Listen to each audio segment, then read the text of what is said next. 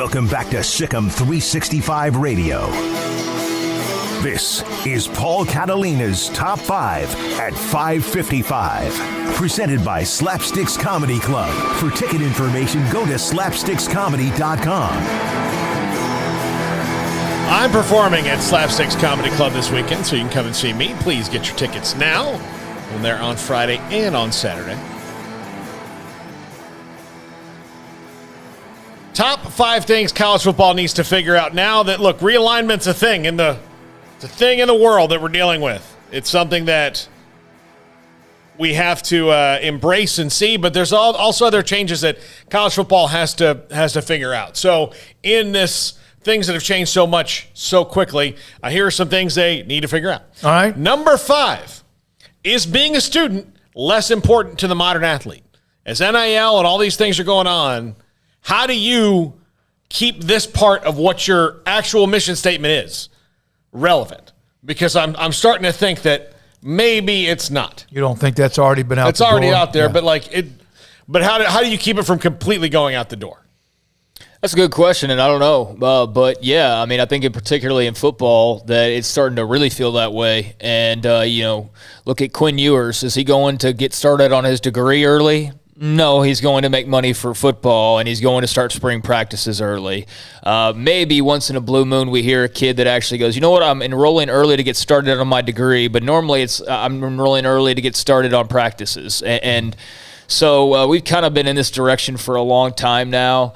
The student-athlete part I know is something that administrators and whatnot still say all the time, and I know in Mac Rhodes' case, and I can only really speak to him, he's very adamant about that, but it is starting to sort of feel like maybe we're moving in the direction where that student-athlete part just feels almost dropped altogether, when it comes to certain stories. I agree. All right.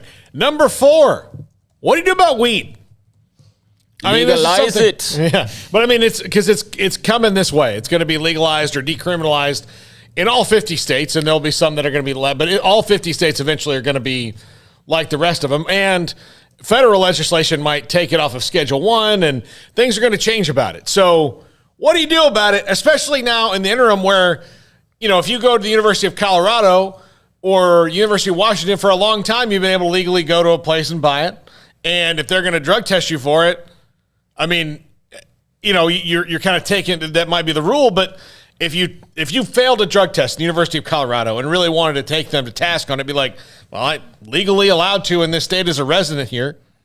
Yeah, I don't know if they even do that test at Colorado. But, I'll tell you what, the state of Texas will probably be one of the last in line to do anything about weed. We appear to be nowhere close to legalization in any form, really. I know there's been some discussion apparently on, the medical benefits of it, but that's like at a snail's pace, and that'll probably last a couple of years before they actually take it on. I'll tell you what would make it get legalized really quickly would be if the colleges, if it suddenly had a massive effect on the success of certain teams, then I'm sure that they would find a way to go, okay, well, we better push this through. But right now they don't feel the need to. At other places, that might be a recruiting tool, quite frankly. I wouldn't be surprised if Colorado's like, do you like to smoke weed? It's legal here. Why wouldn't you use that as a tool? I don't know if you would say that out loud, or you just be like driving around and be like, yeah, that's where the TGI Fridays is. There's a really nice place we like to eat all the time. There's a dispensary. There's the mall. Yeah.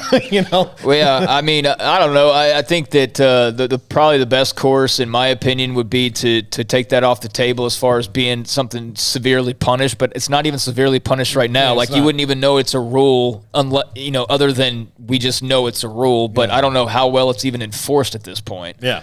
All right. I used to be completely. You know how I was. You don't pay athletes. My God, they're there for the education. Students should mean something. And then I'm not getting more by any means less conservative, but yeah, this is a losing battle. Yeah. Right here. I think, to get it in Texas, if they could make bullets out of marijuana. Oh yeah, we'd have the best. We'd have it. Number 3, what happens when gambling is legal? What happens? God, my Lord, they could not get their way around NIL, which is easily more navigatable than gambling. It really is. But is navigatable a word? Now, yeah, I guess so. I'm guessing. I caught you on one of my names. I think so. That's my dictionary. Yeah. All right.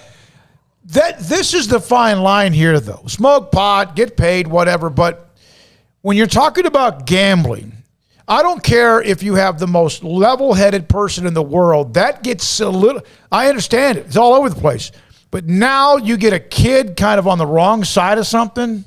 Yeah, I mean, but and again, what do you have to do? The other thing about it is, how do you do what the pro leagues have done and embrace it without embracing it?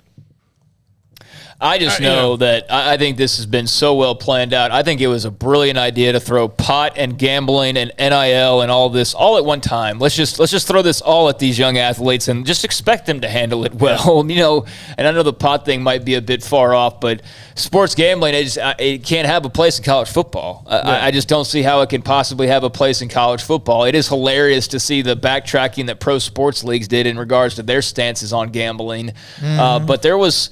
Man, who was it? It was a hockey player just a week ago who was being accused. Yeah, Kane was being accused of betting on games and having a direct effect. So, I mean, that's, of all the sports laws, written and unwritten, that is one of the biggest unwritten rules is you do not bet on games. You do not bet on your teams if you're an athlete. So I don't see anything good that comes from this for the athletes. As far as the gamblers go, I mean, they're going to gamble no matter what. Yeah, but I mean, it's going to be legal. The other thing is just how do you deal with it? Again, how do you deal with the influx of money that's going to be out there? And I say that with a great sponsor over the shoulder, but it's something they're going to have to deal with. Joey B on the chat, Ryan, we're up against it pretty good. He didn't say, not only do you could use that as a recruiting tool, but you could tell everybody where you can get it. You can buy it legally.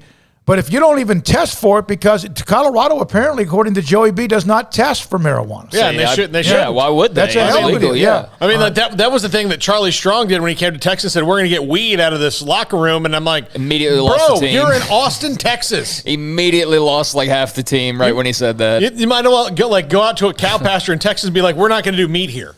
I mean, it's every street corner has a dispensary out west from Aaron Kayani. Yeah, exactly. All right, number 2. Do you need an NCAA? No. I mean, this is something they got to figure out. No. Do you need them? I don't think so. I think the NCAA has run its course. I think Greg Sankey's going to be the czar or something of whatever the new freakish offspring is of the NCAA, and it'll probably be better ran. I mean, there's just no excuse for the amount of time that it takes to adjudicate a lot of these cases, and some of them shouldn't even be in the hands of the NCAA to begin with. They should be in the actual court system. But, I mean, between just the constant issues that they're facing and their complete lack of an attempt to really take any of those head on, they only say that they do, and then they get to court and we find out, oh, you've just done nothing this entire time. You're just waiting for an answer. Mm-hmm. I mean, what is their purpose? And I'll tell you this right now, if I'm the NCAA, I do not drop any punishments I've got pending on anybody, seeing as you've just said that in November, you're going to meet and restructure what you're doing. So if my legal standing is, and I'm not an attorney at all, but any kind of attorney I would think would say, okay, so you're going to punish them, but you're also telling me that what you do is ineffective. Yeah. So why should they adhere to this? The Baylor story will drag out another for year 6. We're on year 6 now. Well, we will be, but I think the NCAA is just a house of cards ready to get blown over at this point, and it probably would. I think, or if it goes the way it can, then I think it would be better for college athletics. All right. And number 1, if realignment is going to be a thing in our life, how's it really supposed to work? Is there a path where it doesn't have to be how this was? If realignment is something that is really on the table or really on the table for everyone else, let's find a way to do it that's better than what just happened. I think it's what everybody's trying to do right now. But is figure out a way to make it work. Yeah. And I don't, the thing is, again, is with the conversation is what's supposed to happen now, or are we going to look up in a week and nothing's changed other than Texas and Oklahoma have just officially been in the SEC for 9 days at this point, because there's a lot of rumors out there, but doesn't seem to be much actual traction in terms of more moving pieces. So, yeah, it's OU and Texas threw everyone for a loop, and we're all just starting to kind of regain our bearings, and who knows if another loop is coming. But, yeah, I don't know what to make of what realignment will eventually look like, over the coming years. There may never be an end game to it. All right, thanks, Paul. Maybe. Appreciate that.